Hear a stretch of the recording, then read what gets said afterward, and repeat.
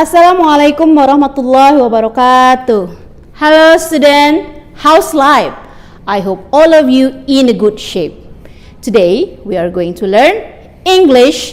Before starting the lesson, let's raise your hand, dua before studying. Bismillahirrahmanirrahim. Rabbi zidni ilman warzuqni fahma. Ya Allah, give me knowledge and good understanding. Allahumma la sahla illa ma ja'altahu sahla wa anta taj'alul hazna idza syita sahla. Amin.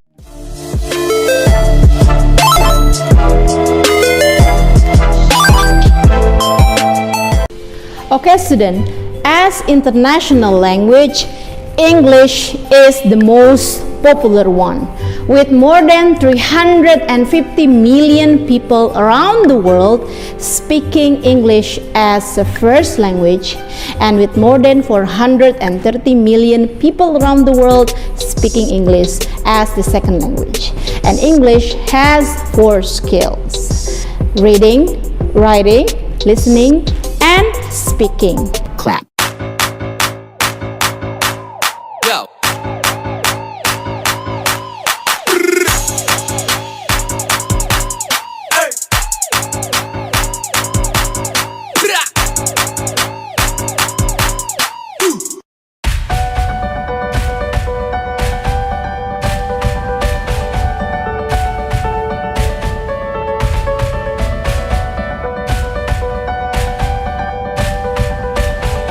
Okay student, as you know, our school, JIS, Jakarta Islamic School, is the first integrated international Islamic school.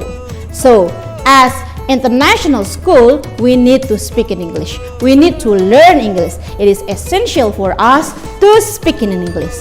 And do you know there are some countries that they use English as their official language, such as Singapore, UK, Bahamas, Kenya, New Zealand, South Africa, even Australia, and other countries. They use English as their official language. So it is really essential for us to speak in English. Okay, so today we are going to learn speaking. Edexcel speaking.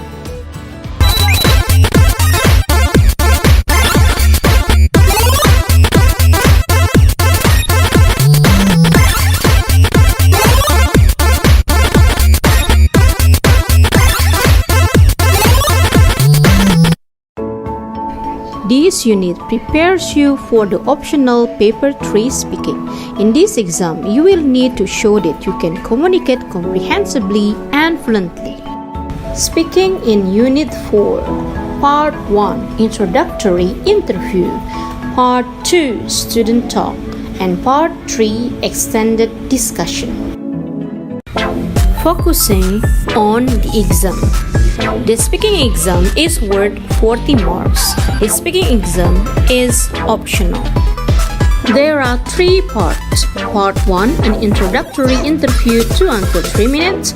Part 2, a talk 1 minute of preparation plus a talk of 1 until 2 minutes. And Part 3, an extended discussion 5 until 6 minutes. During the brief preparation time for Part 2, you can take notes. The notes are collected in, but they are not marked in any way. Your speaking exam will be recorded and then marked externally. Okay, speaking skill. Express your opinions and to do so in different ways. Show that you can develop your ideas, don't just give one-word answers. Listen carefully to the questions and answer them fully. Speak clearly and not too fast, and then respond spontaneously to predictable and unpredictable questions. Watch out. Listen carefully and calmly to the examiner's question. Try to pay attention to overall meaning of the question. Try to pay attention to overall meaning of the question. Keywords can be helpful, but don't panic if you can't identify all the keywords. Pronunciation skills. Here are some tips to help you with English pronunciation.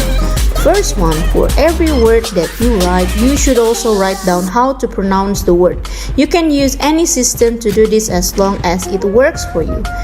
Number 2. Make lists of rhyming words such as had, bad, and said, etc. Number 3. Break words down into syllables and cross out any silent letters. Number 4. Listen to recordings of native speakers talking and record yourself saying the same sentences. Compare the two and listen for the differences. And last, find out which English pronunciation problems are typical for students who speak your first language and practice correcting them. Okay, pay attention on how people use different intonation to show when they first ask a question. Second, read a list and then are really surprised. And 4, are unsure if they have the right answer.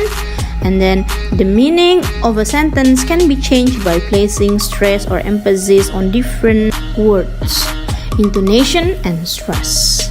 And then one aspect of speaking another language is intonation. This can be a very important aspect of the communication process. Exam hints. Try to use a range of vocabulary but make sure it is relevant to the topic. Remember, you can't bring a dictionary with you into the exam. And then try to use a range of grammatical structures. And the last, don't give one-word answers to the question in part 1. And then try to make your answers interesting by adding information, for example, personal opinion, experience, and example. Okay, next exam hints.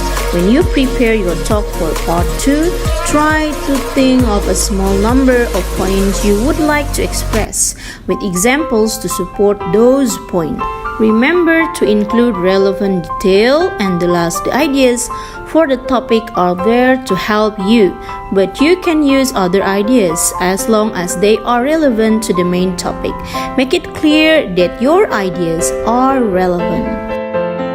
Okay, last but not least, exam hints. Develop your answers in as much details as you are able to, particularly in the extended discussion.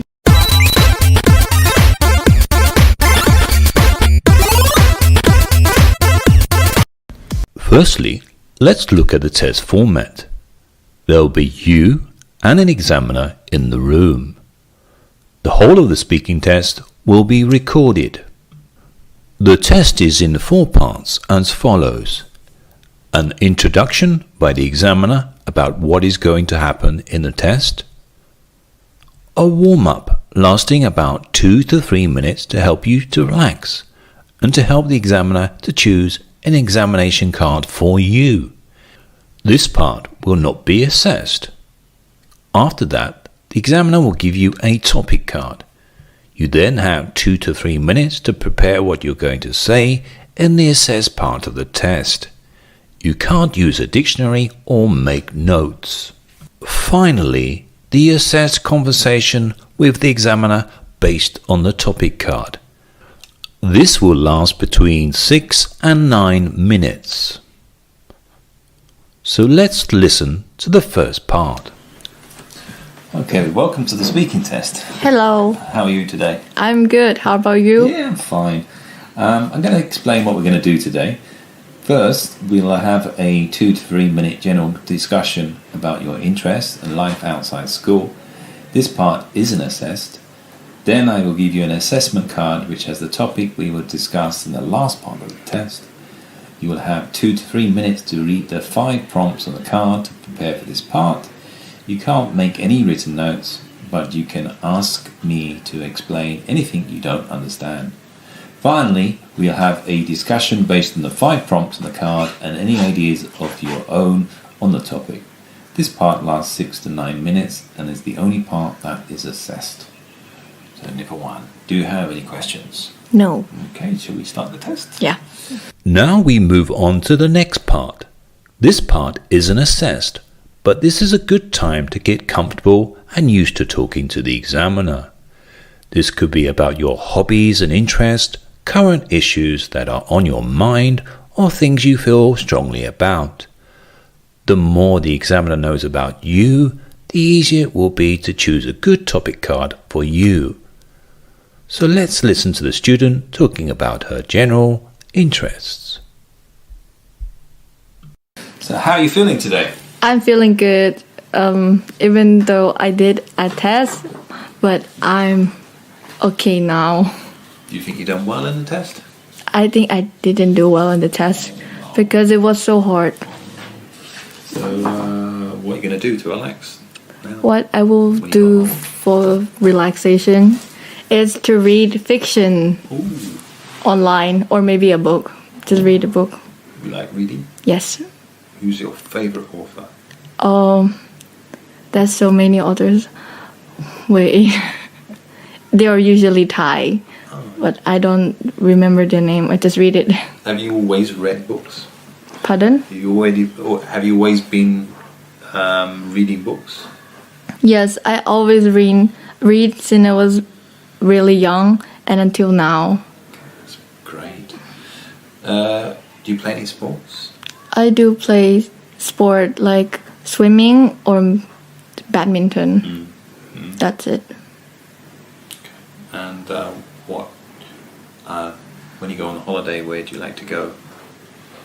On the holiday, I usually go to shopping mall because I can see many products that I haven't seen it before, and it's a way that I like to relax. Have you been to any different countries? Yes, I have been to many countries. Where have you been?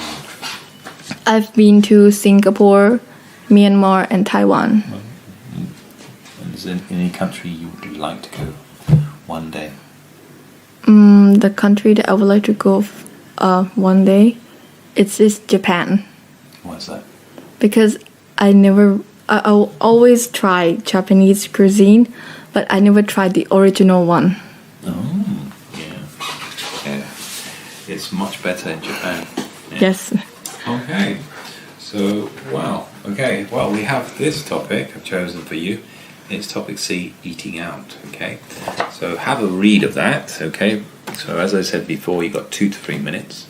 If anything there you're not sure about, please ask me. But don't make any written notes. Okay. Now let's look at the preparation time part. For this student, the examiner has chosen the eating out topic card. Remember, if you don't understand anything on the card, you can ask the examiner any questions at this point. Make sure you use the full 3 minutes allowed. Try to think of things you can say linked to the opening sentence on the card and for each of the bullet points. Also think about some interesting vocabulary you could use. Be aware that the examiner is going to ask you additional questions based on the points on the card and what you have said. You can think about other questions the examiner may ask you and what you might say. You can plan to include additional talking points of your own which are linked to the topic area. This will help to make the conversation more interesting and it might lead to a higher mark. In other words, you can talk about more than the 5 points listed on the card. You can take the conversation into other areas. So let's listen to the part the student will be assessed on. I'm ready. Okay, so quick. Sure? Yes. Okay.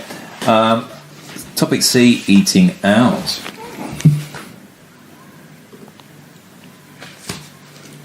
We usually eat at home, but sometimes we eat out in places such as restaurants. Can you tell me about a special occasion when you enjoyed eating out? The special occasion where I enjoy eating out is my birthday. Okay. Because I feel it's very special and it's only once in a year.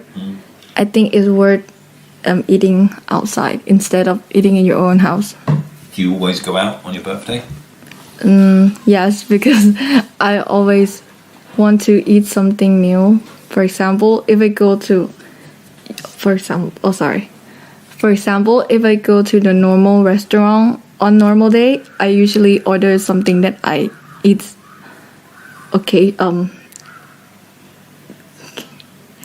I always order something that I usually eat But when it's special occasion, I have more chance to eat something I never tried before. What like? What would you choose if you could have a birthday party now? What food would you choose? An expensive cake, perhaps? Just a cake. Yeah. And what kind of food would you choose? Would it be Japanese? You mentioned Japanese food. Yeah. I would try it because when I do it at home, it tastes horrible. That's why. Yeah. Okay. Do you prefer eating at home or eating out? I prefer eating out because there's more variety of food I can choose. Because sometimes when I eating at home, it's just some fried rice or maybe some soup that I eat since I was young. I think eating out is way better. Who does the cooking in your house? My nanny. Okay. She is a way cook. She a good cook? Not really. Only for Thai food. Do you get a chance yourself to cook? Yes, sometimes when I'm at home alone. All right. Is that often? Not really. But sometimes I just ask my mom to cook by myself. I mean, we mentioned about Japanese food. What about Western food? Do you like Western food? In my opinion, I think Western food does not suit my taste. Or maybe because I was born in Thailand, so I don't experience that much Western food. So I stick in only eat Asian food. Okay. What about this view that families should eat together at home more often? I disagree with this because it does not matter where you eat with your family. It just depends who you are eating with. For example, in my family, we sometimes eat at home and sometimes we eat in the restaurant. But the feeling is the same. It's just the atmosphere that's different. But we enjoy eating together. Do you get together often to meet up with your family? Not really. My dad and me live in different country, so we don't meet that often, except for my mom because we live in same house. Okay. Let's move on to the next point. The opinion that the quality of food you eat in a restaurant is more important than the quality of the service. I think the quality of food in the restaurant is more important than the quality of the service. Because I experienced this by myself. When you're in Thailand, there's a lot of street food and the service isn't that good compared to other country. But I think the quality of food is not bad and it tastes really good. That's why I agree with this. What's an example of bad service for you in a restaurant? I think when with the waiter or waitress forget what I have ordered, and they just left me feeling hungry, so I feel really upset and I just leave the restaurant. Has that happened to you? Yes, but not often. And can you tell us about maybe a restaurant you've been to which has a very good quality service? Pardon? A restaurant you visited which has a good quality service? I've been to MK in the New Central, which is a new shopping mall in Phuket. The quality is really good because it's kind of like very high quality type of restaurant, and I went there with my friends. But when the bill come, it just so expensive for me. Was it? Yeah. Okay. But the service was good? Yeah. And the food was good? Yeah. That would work. Yeah. Now this suggests that in the future there will be no more fast food restaurants. I agree with this because nowadays people become to eat more vegan food and people are concerned about their health.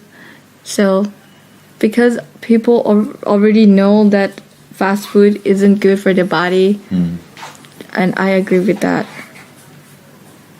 Well, people still go to these fast food places, don't they? Yeah, I think because it's fast and it tastes okay.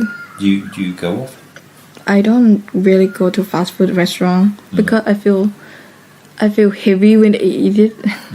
It's not comfortable to eat lots of fast food because I already know that it's not the best food I can find. So do you believe that there'll be less fast food? Yes. Okay. It's been lovely talking to you today. Thank you. Okay. Goodbye. Goodbye. Throughout the test, the student spoke loudly and clearly at a normal pace using a range of grammatical structures and vocabulary.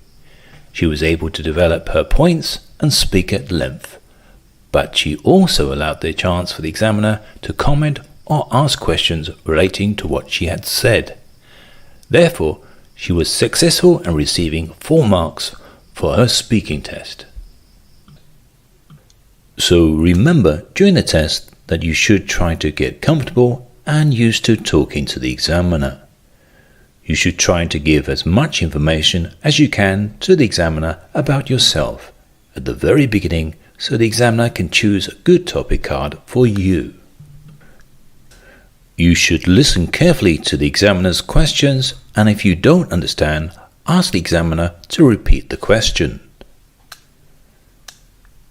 You should speak loudly and clearly as the test is being recorded to be assessed at a later stage.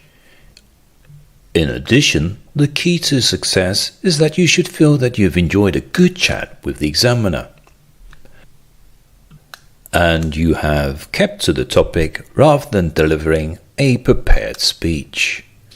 Finally, before the test, you should practice having conversations with your friends.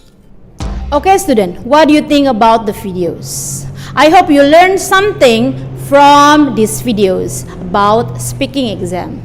Okay, before facing the test, I have some tips for you to face the test. Okay, let's check it out together.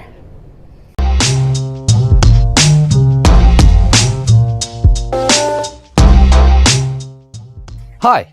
So you've done all your preparation and practiced your English a lot, and now you want to know what you can do during the exam. Here are 5 tips to help you get the best mark in your next speaking exam. Number 1. Remember, it's not a race, so slow down. Before you speak, think carefully about what you want to say and speak a little slower than normal. Number 2. If you don't understand the question or the activity, don't worry. Ask the examiner to explain it again. You can say something like, "Could you repeat that, please?" Number 3. When you're asked a question, don't just say yes or no as your answer. The examiner wants to know how good your English is, so try to explain your answer with a reason. Say, "Yes, I agree because," or "No, I don't think so because." Number 4. Look at the examiner's or other students' faces and eyes when you speak. Faces can tell you a lot. If you see that the examiner or your partner don't understand you, then say it again using different words. And finally, number 5. Speak clearly so that the examiner can hear you. If you find this difficult, practice with a friend at home. Stand at opposite ends of a room and speak to each other in English. Or speak to each other in English online or on the phone. Okay, so these are our top 5 tips. But just one final piece of advice. Your teacher or examiner are only human, and usually they will really want you to do well. So, take a deep breath, smile, relax, and good luck on your next speaking exam.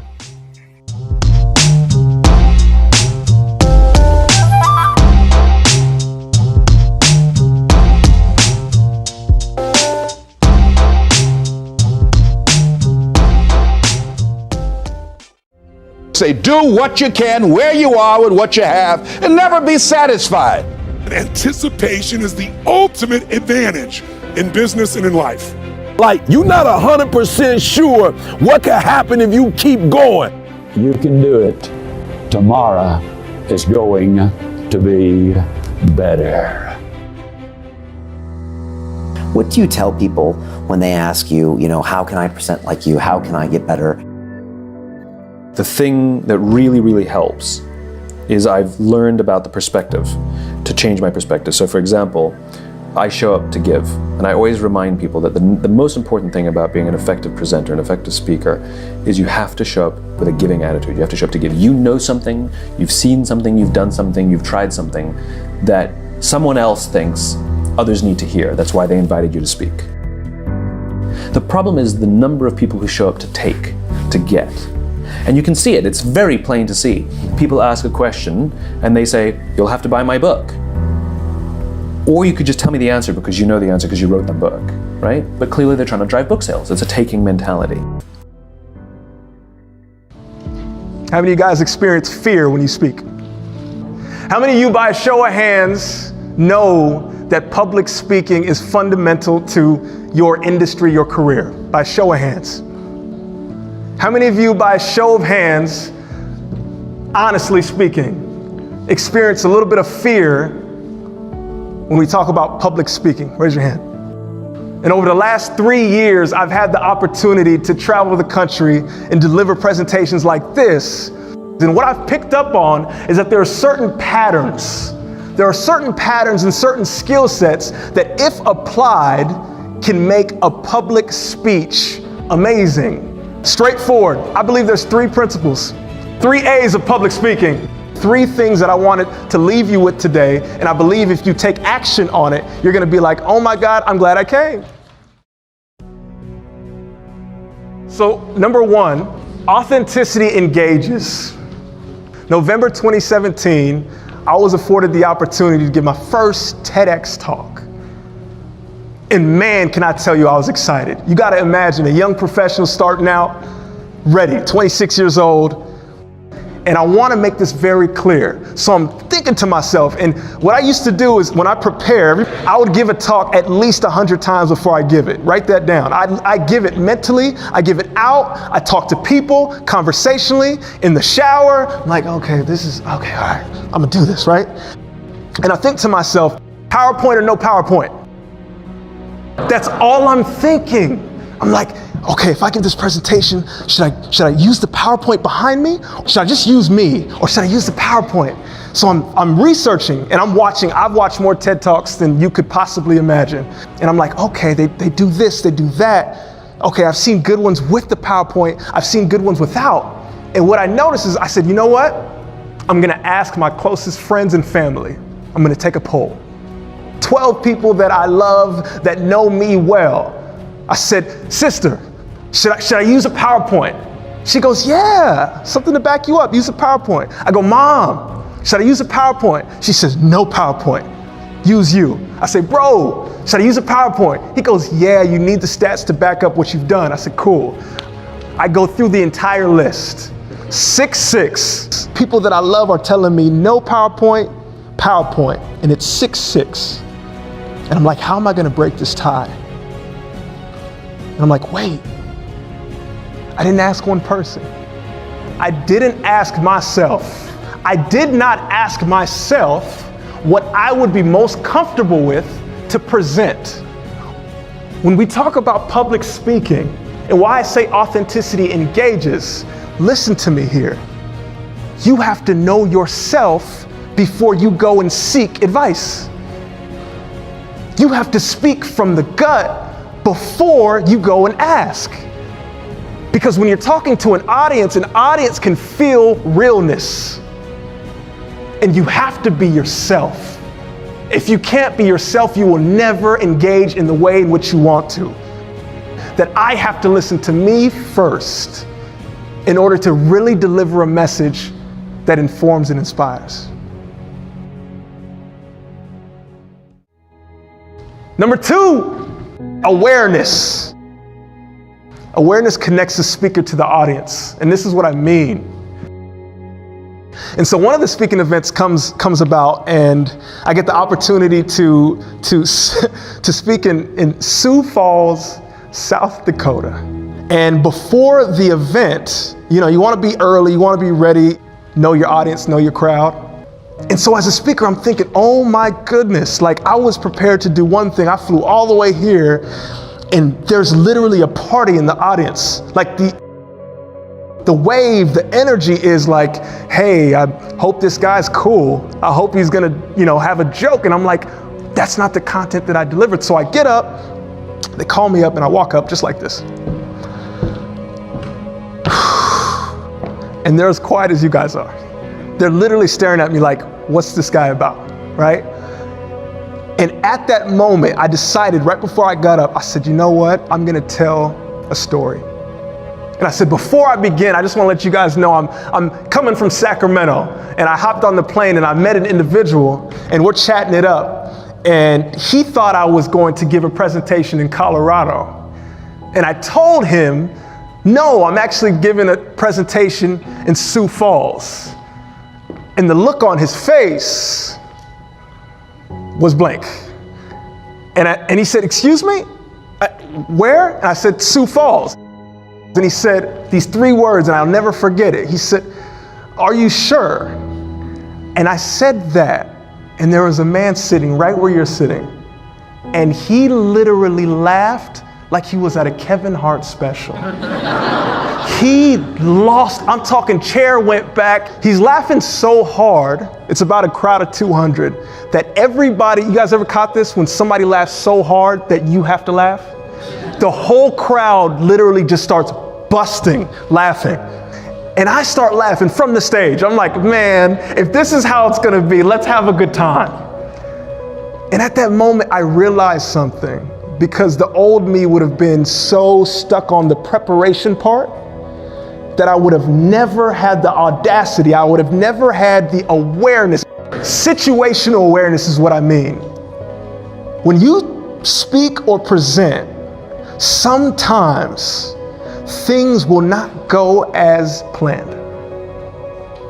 And there's no way to plan for it. And what you have to do is be fluid and malleable and ready to rock with the situation. And if you have situational awareness, what often can happen is you can play on what is happening. Number 3, audacity. Audacity informs and inspires. You have to be bold in order to give a speech that's going to last. How many of you guys experience fear when you speak? Fear of an opinion of other, fear of being criticized, fear of not being good enough, fear of tripping up on a word, fear of what you look like. We know that fear drives most of us. And I'm here to tell you that audacity is what you need. Boldness is what you need. If you want to deliver something and absolutely be transformative, I'm passionate about this. I believe this because I live this.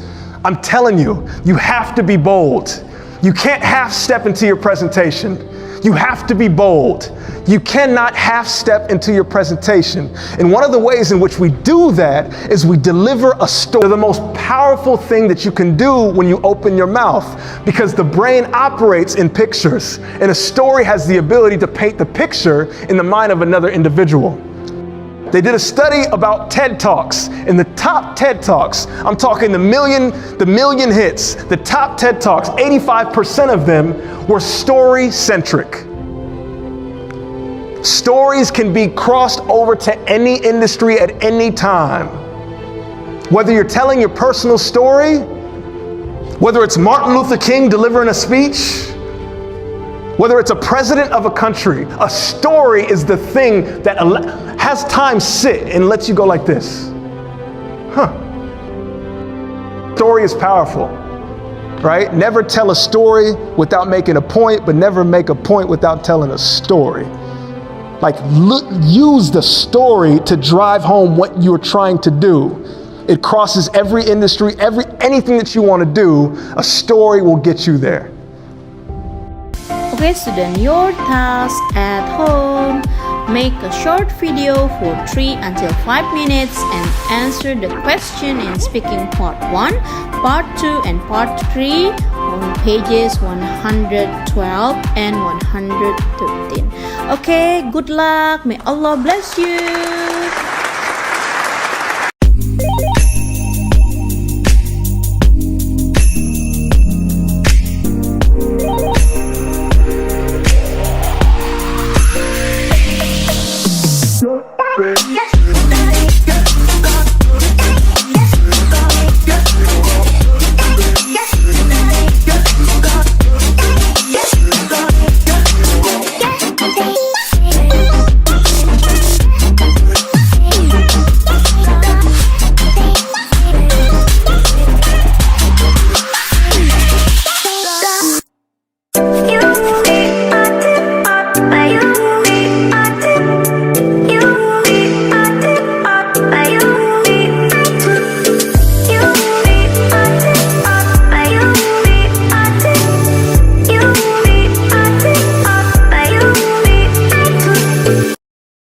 Okay student, I believe it's the end of the session and I hope you learned something from the lesson. Don't forget to do your task at home. Okay, let's say hamdalah together. Alhamdulillahirabbil alamin. Istighfar 3 times. Astaghfirullahalazim, astaghfirullahalazim, astaghfirullahalazim. And dua kafaratul majlis. Subhanakallahumma bihamdika asyhadu alla ilaha illa anta astaghfiruka wa atubu ilaik. Amin. I'm Teacher Nur. Assalamualaikum warahmatullahi wabarakatuh. Bye bye.